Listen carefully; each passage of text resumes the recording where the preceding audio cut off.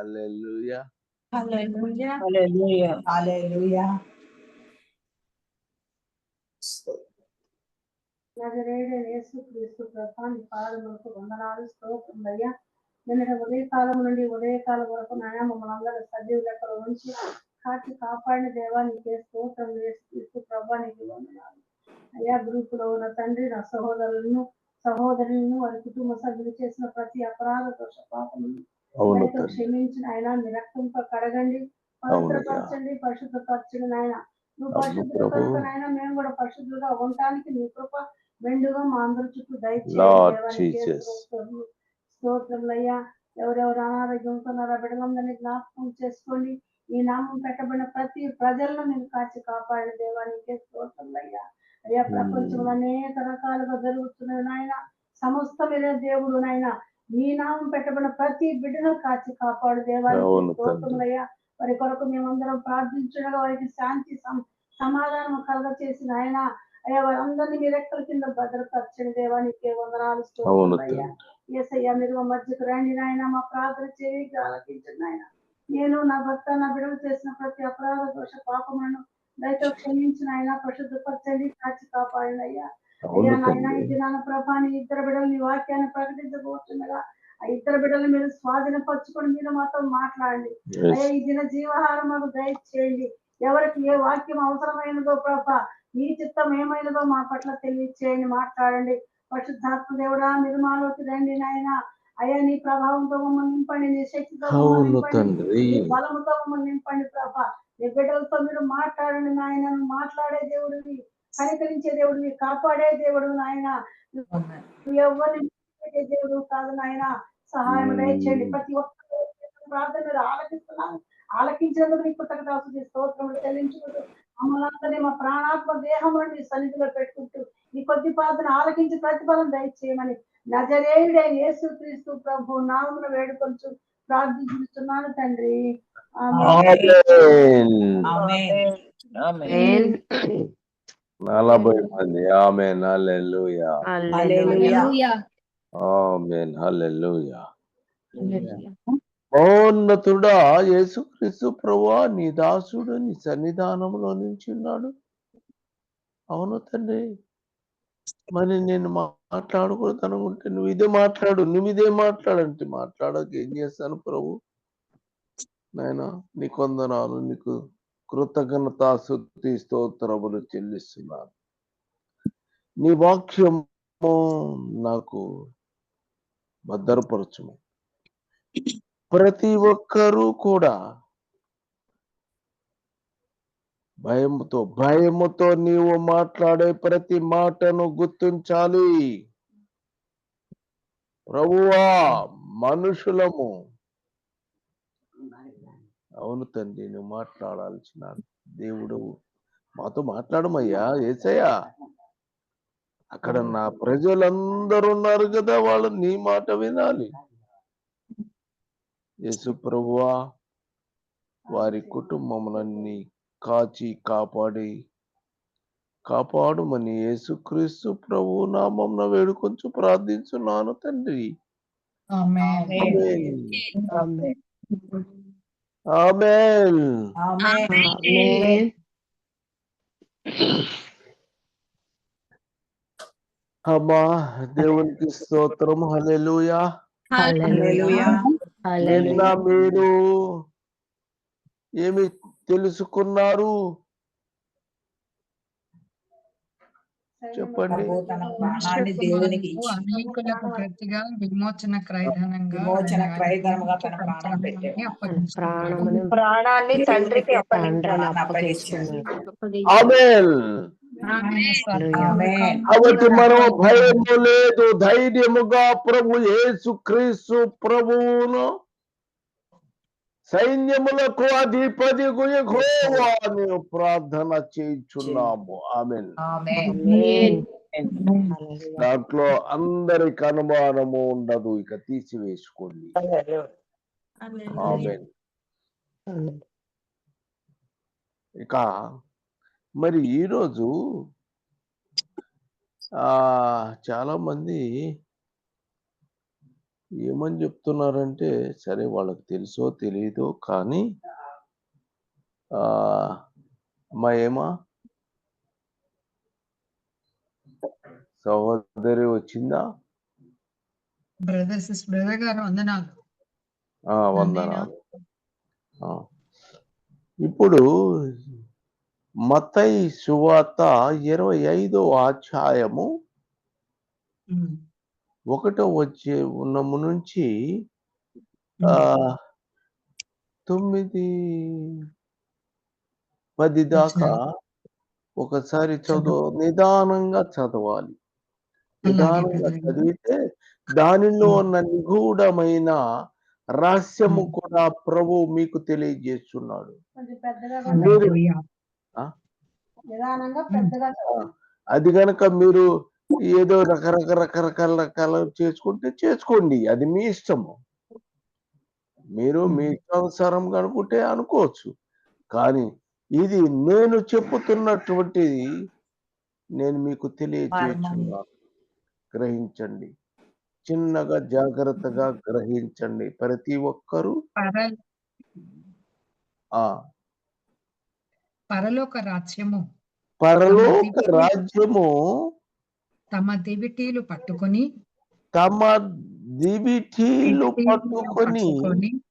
పెండ్లి కుమారుని ఎదుర్కొనుటకు బయలుదేరిన 10 మంది కన్యకలు పోలి ఉన్నది. ఇప్పుడు 10 మంది కదా ఉన్నారు. అమ్మ నా మాట అర్థమవుతుందా? అర్థమవుతుంది. 10 మంది ఉన్నారు. 10 మంది కూడా ఏమన్నాడు? దివిటీలు పట్టుకొని పెండ్లి కుమారుని ఎదుర్కోవడానికి తమ దివిటీలు పట్టుకొని తమ దివిటీలు పట్టుకున్నారు. అక్కడ పెండ్లి కుమారుని ఎదుర్కొన్నట్టుకు దివిటీలు పట్టుకొని అంటే 10 మంది దగ్గర 10 దివిటీలు ఉన్నాయా లేవా? ఉన్నాయండి. అట్లా నేను అడుగుతున్నప్పుడు మీరు చాలా యాక్టివ్గా ఉండాలి. Amen amen. అది ఇది గుర్తుపెట్టుకోవాలి. చెప్పిన ప్రతిదాన్ని గుర్తుపెట్టుకోవాలి. వాళ్ళకి 10 మందికి 10 దివిటీలు పట్టుకున్నారు. రైట్, ఇంకా చదవండి. వీరిలో 5 బుద్ధి లేని వారు, 5 బుద్ధి గలవారు. అది వీళ్ళలో బుద్ధి కలిగిన వాళ్ళు, లేని వాళ్ళు ఉన్నారు. బుద్ధి అది గుర్తుంచుకోండి. బుద్ధి లేని వారు తమ దివిటీలు పట్టుకొని తమతో కూడా నూనె తీసుకొని పోలేదు. బుద్ధి లేని వారు తమ దివిటీలను పట్టుకుని తమతో కూడా నూనె తీసుకొని పోలేదు. ఏం తీసుకొని పోలేదు? నూనె తీసుకోలేదు. నూనె లేదు.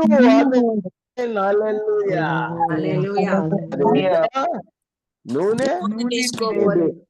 యాక్చువల్ గా 5 10 మంది దగ్గర కూడా ఏమున్నాయి? దివిటీలు ఉన్నాయి. కానీ వీళ్ళ దగ్గర నూనె లేదు. నూనె లేదు. వారు బుద్ధి గలవారు తమ దివిటీలతో కూడా సిద్ధెలలో నూనె తీసుకొని పోయిరి. 5 నూనె తీసుకెళ్లారు, 5 తీసుకెళ్లలేదు. పెండ్లి కుమారుడు ఆలస్యము చేయగా వారందరూ కునికి నిద్రించుచుండిరి. అందరూ నిద్రపోతున్నారు కదా? 10 మంది నిద్రపోతున్నారు. అందరూ సరే. నెక్స్ట్. అర్ధరాత్రి వేళ ఇదిగో పెండ్లి కుమారుడు అతన్ని ఎదుర్కొనుటకు రండి. కేక వినపడింది. రండి అని కేక వినపడింది. ఈ మాట వినపడింది. ఎవరు చెప్పారు? ఎవరో చెప్పారు. పైన అంతేనా? స్వరం వినపడి ఆ రండి దేవుని స్వరం. కుమారుడు తండ్రి పెండ్లి కుమారుడు పెండ్లి అని కుమారుడు రండి అని అతన్ని కేక ఎదుర్కొనుటకు వినపడెను. రండి ఆమేన్, అని పిలుపు హల్లెలూయా. వినపడింది, కేక వినపడింది. అంటే 10 మంది వీటిని విన్నారు. అవును. 5 కూడా విన్నారా? లేదండి, 10 మంది అందరూ విన్నారు. విన్నారు. 10 మంది విన్నారు. వాళ్ళు కూడా ఎట్లా తోడు బుద్ధి కలిగిన వాళ్ళు వాళ్ళు బుద్ధి లేని వాళ్ళు కన్యకలు. అది కన్యకలు. గుర్తు చేసుకోండి. గుర్తు చేసుకోవాల్సింది కన్యకలు. కన్యకలు. వాళ్ళు దుర్మార్గపు జీవితం జీవించారు, అది ఇది అట్లాంటి మాటలు కాదు. అదే కాదు, వారు కూడా కన్యకలు. కన్యకలే. కన్యకలే. ఆమేన్, హల్లెలూయా. అప్పుడు ఆ కన్యకలందరూ ఇవి గుర్తు పెట్టుకోవాలి. ఒకటి వారు కన్యకలు, అందరూ కన్యకలు, అందరూ విన్నారు. దివిటీలు వాళ్ళ దగ్గర ఉన్నాయి. పంది స్వరం వినపడింది. దివిటీలు స్వరము వీళ్ళు కూడా అందరికి స్వరము విన్నారు. అందరికీ స్వరం అట్లానే వినపడింది. తీసుకొని చదువు నెక్స్ట్. అప్పుడు ఆ కన్యకలందరూ లేచి తమ దివిటీలను చక్కపరిచిరి గాని బుద్ధి లేని ఆ కన్యకలు మా దివిటీలు ఆరిపోవుచున్నవి గనుక ఇప్పుడు వీళ్ళ చేతిలో ఉన్న దివిటి ఏమైంది? ఆరిపోతుంది. ఆరిపోవుచున్నవి. కనుక మీ నూనెలో కొంచెం మాకియ్యుడని బుద్ధి గల వారిని అడిగిరి. అందుకు బుద్ధిగల కన్యకలు మాకును మీకును ఇది చాలదేమో, మీరు అమ్మువారి యొద్దకు పోయి కొనుక్కునుడని చెప్పిరి. వారు కొనబోచుండగా పెండ్లి కుమారుడు వచ్చెను. సమయం లేదు. అప్పుడు సిద్ధపడి ఉన్న వారు అతనితో కూడా పెండ్లి విందు లోపలికి పోయిరి. అంతటా తలుపు వేయబడెను. మాకును మీకును ఇది చాలదేమో, అమ్మవారి యొద్దకు, ఇది అండర్లైన్ చేసుకోవాలి, పోయి కొనుక్కొనుడని చెప్పింది. అమ్మవారి యొద్దకు వెళ్ళి కొనుక్కొనండి అని చెప్పాను. ఆమేన్, హల్లెలూయా.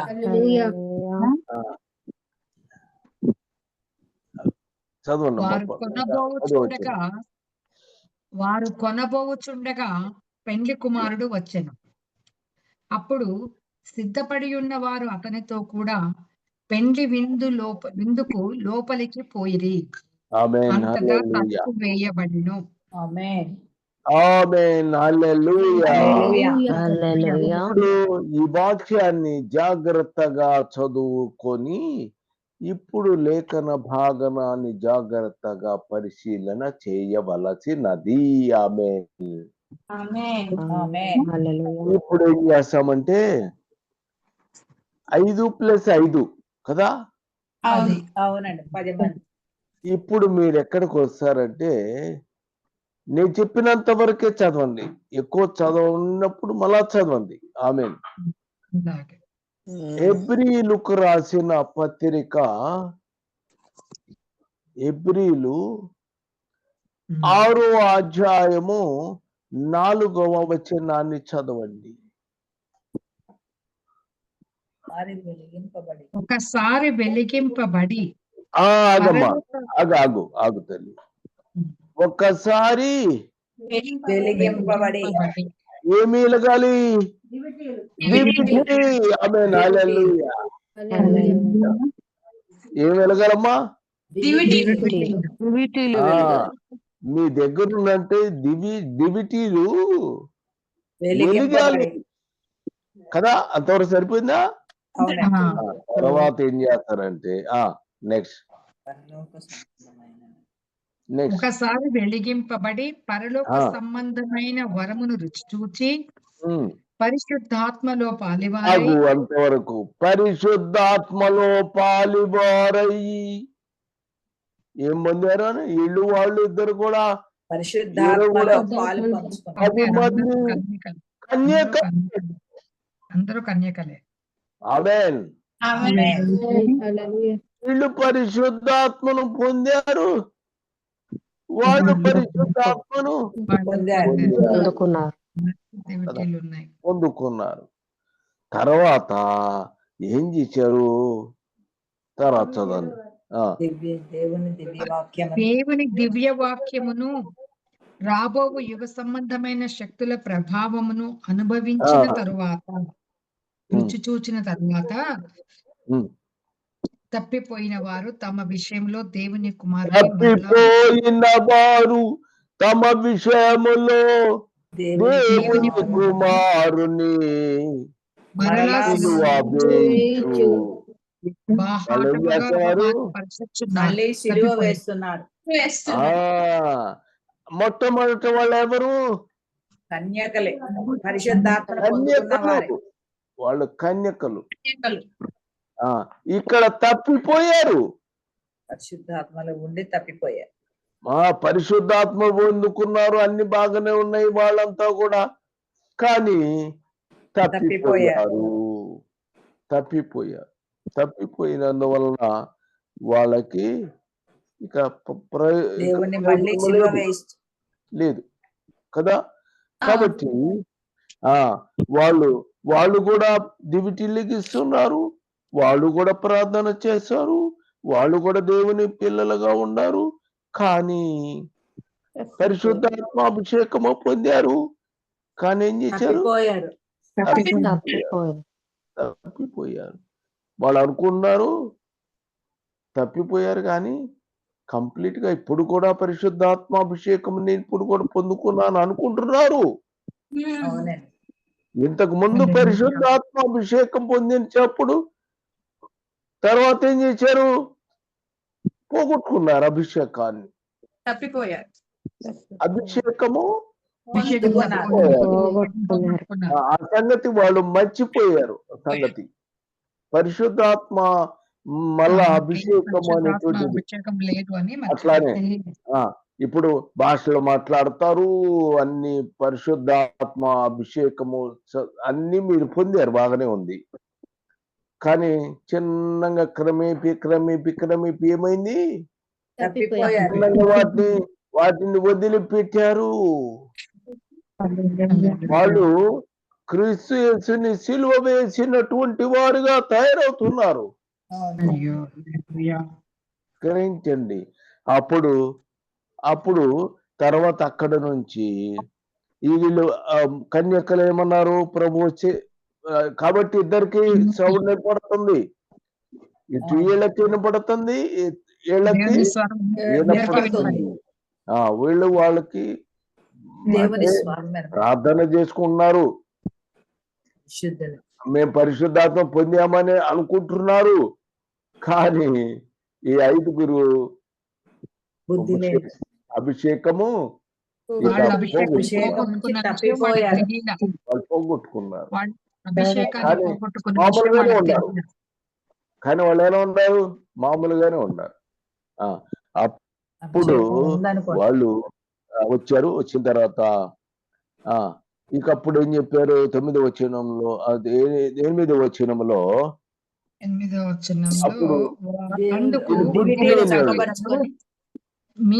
ఇంత స్పష్టంగా చెప్పింది కదా, నువ్వు బుద్ధి లేని వాడివి, నువ్వు పరిశుద్ధాత్మ అభిషేకాన్ని పోగొట్టుకున్న వాడివి, బుద్ధి లేనిటువంటి వ్యక్తివి నువ్వు. సరే, నెక్స్ట్ హెబ్రీ పత్రిక చదవను బ్రదర్. కాదమ్మా, 9వ ఆరిపోతున్నాయి. అందుకు బుద్ధిగల కన్యకలు మాకును మీకును ఇది చాలదేమో, మీరు వారి వద్దకు పోయి కొనుక్కునుడని చెప్పిరి. అది కాబట్టి ఎక్కడ పోవాలి? తెచ్చుకోవాలి మీరు. దేవుడిని అడిగి తెచ్చుకోవాలి అంటే సమయం సరిపోలేదు. ఎవరి దగ్గర నుంచి తీసుకోవాలమ్మా? అమ్మవారి దగ్గర తెచ్చుకోమన్నారు. ఎవరు? అది కదా నేను అడుగుతుంది. బుద్ధిగల అమ్మవారు ఎవరు? ఆమేన్, హల్లెలూయా. మీకు తోడైపోతే నేను చెప్తాను, వినండి. ఆమేన్. ఇప్పుడు పౌలు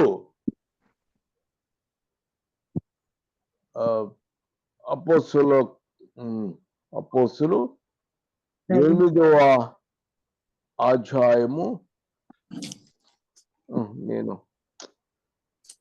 ఇటుగా ఎవరు తీసుకెళ్ళలేదు. సరే దేవుడు. రెఫరెన్స్ చెప్పు. ఇప్పుడు పేతురు యోహాను వారి మీద చేతులు 8వ అధ్యాయము 17, 17, 18, 19, 20. 17. మా చెప్పండి.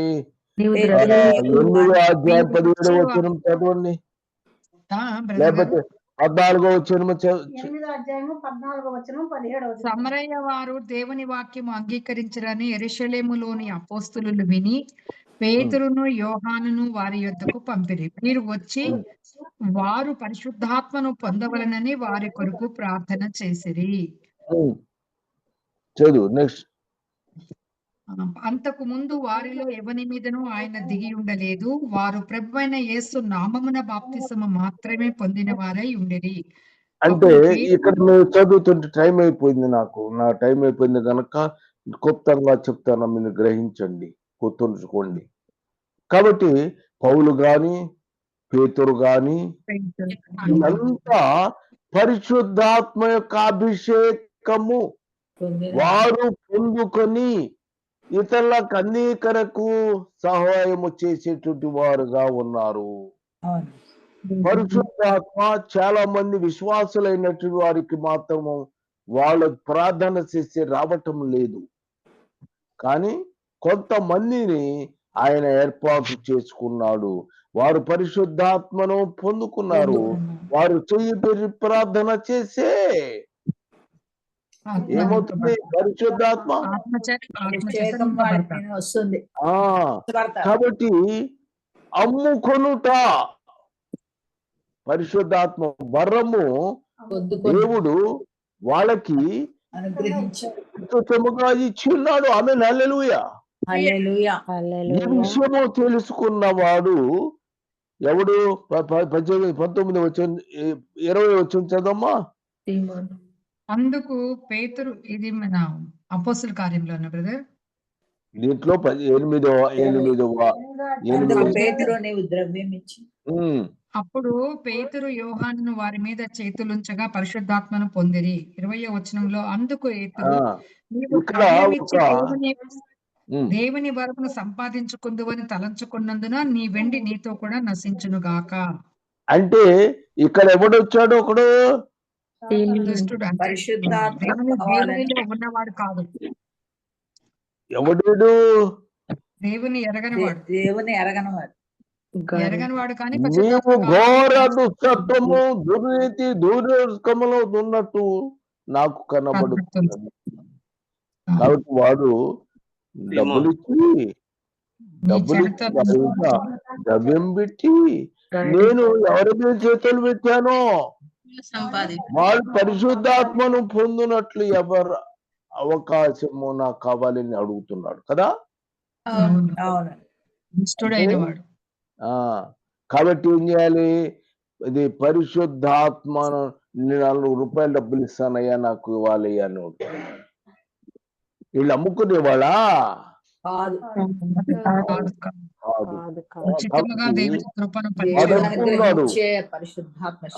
ఈడు అనుకుంటున్నాడు. అట్లాగనే ఇక్కడ ప్రభు అయిన యేసుక్రీస్తు బిడ్డలు అయిన ఆయన బిడ్డలైనటువంటి మనకి పరిశుద్ధాత్మ మనకిచ్చాడు. ప్రార్థన చేసే ఆయన అనుగ్రహిస్తాడు. ఆమేన్, హల్లెలూయా. ఇప్పుడు ఒకసారి ఇతను పోయిందిగా వాళ్ళకి. అంతకుముందు పరిశుద్ధాత్మ అభిషేకము పొందుకున్నారు కదా. 10 మంది పొందుకున్నారు కదమ్మా. 5గురు పోగొట్టుకున్నారు కదా. ఇప్పుడు మళ్ళా పరిశుద్ధాత్మ అభిషేకం కలిగినటువంటి ఆయన దగ్గరికి వెళ్ళి అభిషేకం కలిగిన వ్యక్తి దగ్గరికి వచ్చి మరలా ప్రార్థన చేసినట్టయితే అతను అభిషేకము పొందుకుంటాడు. పొందుకొని మరలా కలిసి మళ్ళా 10 మందితో పదాము అనుకుంటారు కదా. కానీ వాళ్ళు అక్కడికి పోవటానికి అవకాశము లేదు. క్లోజ్ చేశాడు ఆయన. ఆమేన్, హల్లెలూయా. కాబట్టి పరిశుద్ధాత్మాభిషేకము ఇక వీళ్ళకి అవకాశము లేదు. లేదు. అందుకని 6వ అధ్యాయంలో మనం చదివాము. యేసు ప్రభువుని ఏం చేస్తున్నారు? సిలువ వేయిస్తున్నారు. మళ్ళా సిలువ వేస్తున్నారు. కాబట్టి వాళ్ళు పరిశుద్ధాత్మాభిషేకము వారు పొందరు. అదే కాబట్టి ఏంటంటే దీని అర్థం ఏంటంటే మొట్టమొదట కొంతమంది పరిశుద్ధాత్మ, ఇద్దరు కూడా పరిశుద్ధాత్మ పొందుకున్నారు. ఒక 5గురు మాత్రం మళ్ళా లోక సంబంధమైనటువంటి వాటిలో వారు పడిపోయారు. పరిశుద్ధను ఆత్మను పోగొట్టుకున్నారు. మళ్ళా సమయంలో వెలిగింపు అనేటువంటి లేదు వారికి. ప్రభు వచ్చేసాడు. ఆయన వచ్చినప్పుడు చూస్తే దగ్గర 5 ఎలగలేదు. అప్పుడు వాళ్ళు చెప్తున్నారు నువ్వు వాళ్ళ దగ్గర పోయి తీసుకోండి అని. కాబట్టి వాళ్ళు ఎవరంటే విశ్వాసులైనటువంటి వారు ఎవరెవరికి అయితే ఆ వరము ఉందో వాళ్ళ దగ్గరికి వెళ్ళి, అయ్యా మరలా ప్రార్థన చెయ్యయ్యా, మళ్ళా మాకు అభిషేకము వచ్చేట్టుగా సహాయం చెయ్యయ్యా అని ఎంత ప్రార్థన చేసినా కూడా ఉపయోగము లేదు. ఆయన వచ్చాడు, వీళ్ళు వాళ్ళు అంతా కూడా లెగుస్తారు, కలిసి వెళ్ళిపోతారు. కాబట్టి వాళ్ళు ఇక్కడ ఉండిపోతారు. కాబట్టి ఆత్మను కలిగి ఉండాలి. కాబట్టి ఉండాలి, ప్రతి ఒక్కరు పరిశుద్ధాత్మాభిషేకము ఉండాలి. తను తాను జాగ్రత్త చూసుకోవాల్సిన పరిస్థితి మనకున్నది. ఆమేన్. హల్లెలూయా.